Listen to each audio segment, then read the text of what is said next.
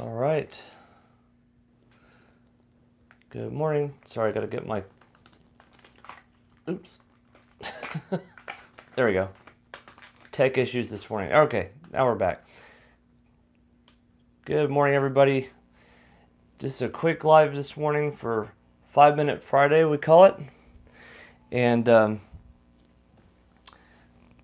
here on the channel, we've got a new video coming up this coming Friday. That's Saturday at 8 o'clock at Central Time. That's tomorrow morning. And I'm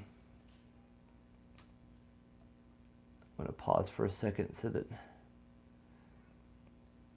Okay.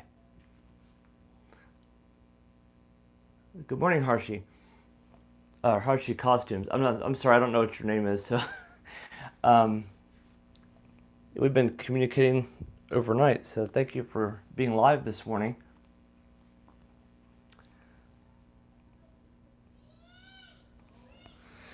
And if I didn't see your message right away, I'm sorry. It kind of comes through.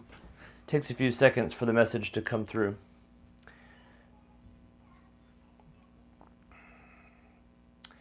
But anyway, as I was saying, this is going to be just a short 5-minute video just to give you an update on upcoming videos in the channel, and also just to do a couple of housekeeping items I wanted to talk about today.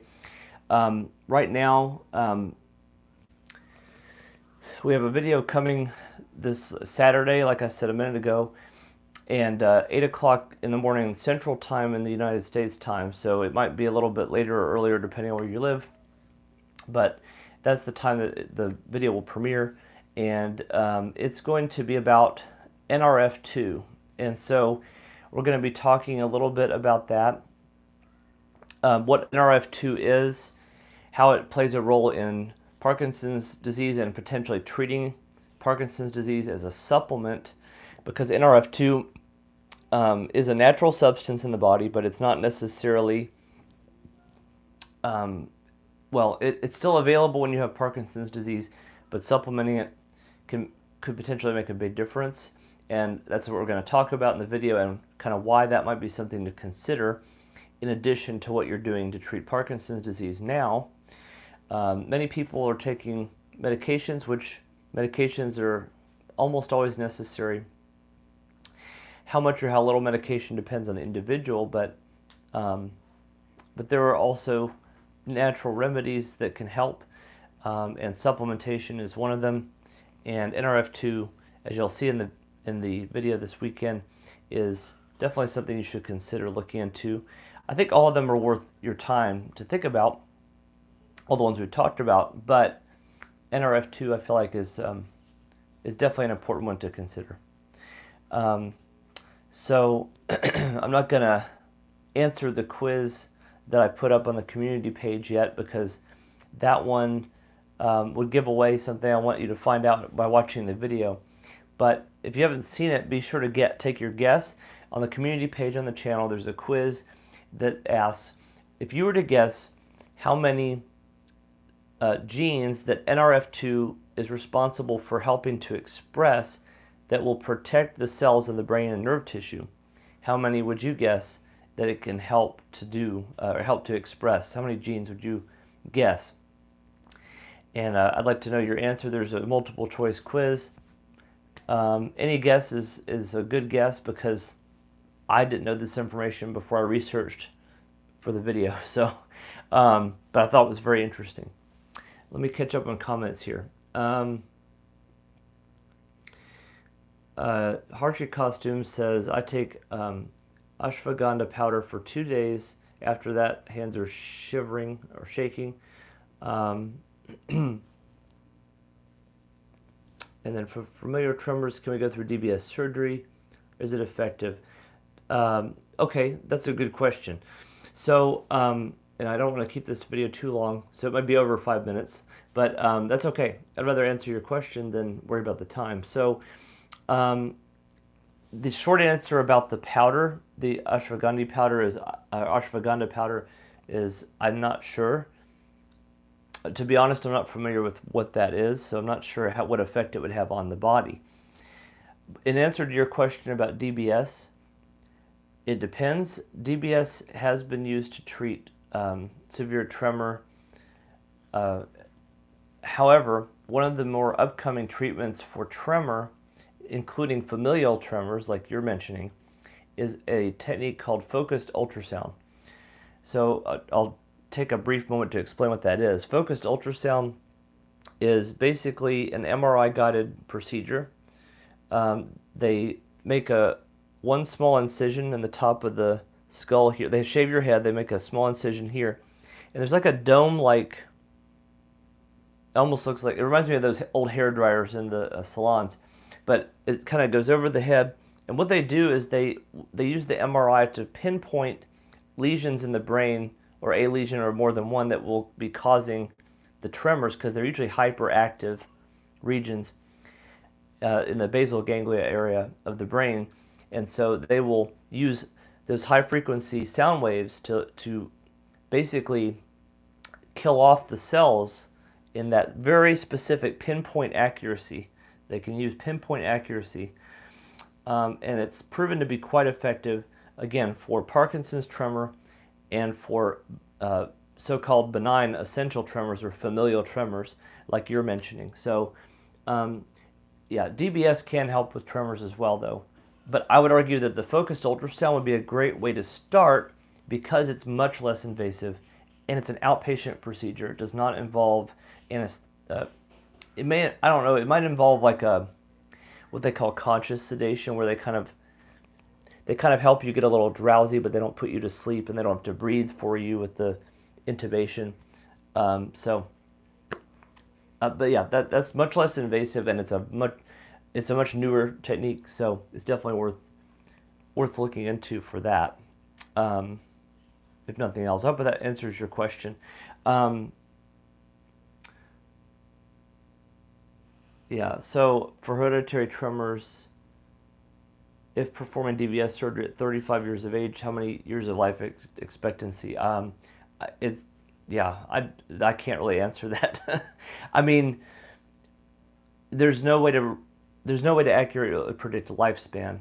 But as I said in the comments when you asked this question, similar question, I have friends online here and in person that have had Parkinson's now for well over 20 years, and or just about 20 years or over 20 years in some cases. One of the gentlemen that I know has had Parkinson's now for 18 years. He had DBS placement in 2015, and he's still doing very well. He's taking medication a lot, but he's also taking less medication than he was before DBS surgery. And yeah, so life expectancy, that's just a really hard question to answer. You know, individuals vary so much with Parkinson's and other conditions that it's a very unpredictable thing. And plus, other events can happen medically that you can't control, and that may not have anything to do with Parkinson's or tremors, you know. So, if you're 30, but I could say this though: if you're 35 years old and you develop some kind of benign essential tremor or something like that, or Parkinson's, full-blown Parkinson's disease, if you're active, exercise vigorously, adjust your diet and lifestyle, so decrease inflammatory foods, supplementation like we've been talking about on the channel here for the last several weeks, whatever medications can help, look into those, but there's nothing else you can do other than that. You just have to be as proactive as you can, as early as possible, and then that's going to prolong your life as much as possible. That's the best way I can answer it, because I can't put a hard number on, yeah, it's 10 years, 20 years. It's not possible. And I don't feel comfortable answering that question because I'm not a medical doctor. I'm a physical therapist. Even if I was a medical doctor, I don't think I would answer that question directly, because there's just no way to predict with accuracy, with especially with how different each individual can be. Okay, so wrapping up today, we talked about the video this weekend, and we're going to, the other thing I wanted to mention today, I think I may have talked about this last time on Wellness, on What's Next Wednesday, but I got my copy of this book, A Son's Journey from Parkinson's Disease Caregiver to Advocate. This is by Dr. George Ackerman. His mother had Parkinson's disease. She passed away January 1st, 2020, unfortunately. She battled Parkinson's for about 15 years. It could have been longer than that, but that's her official diagnosis was about 15 years prior to her death. And she also had Alzheimer's disease or some form of dementia that went along with the Parkinson's, which may have accelerated things a little quicker. Regardless, this is a wonderful book to gain perspective on potential expectations